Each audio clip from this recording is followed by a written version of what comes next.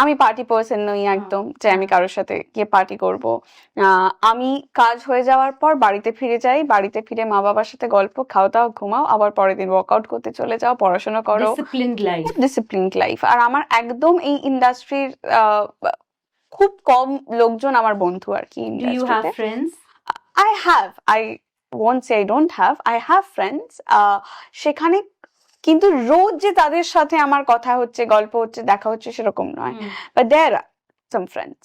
তো সেখানে দাঁড়িয়ে আমার মনে হয় যে আমি যেখানেই আছি, যাই করছি, আমি যদি সারাক্ষণ সেটাকে ফেসবুকে পোস্ট না করি, তাহলে কিন্তু লোকে জানতে পারবে না আমি কি করছি না করছি। তো কিছু ক্ষেত্রে যার সাথেই আমি যে মুহূর্তে থাকি না কেন, আমার মনে হয় তাকে প্রোটেক্ট করা, তার প্রিভেসিটাকে প্রোটেক্ট করা, এটা আমার দায়িত্বের মধ্যে পড়ে।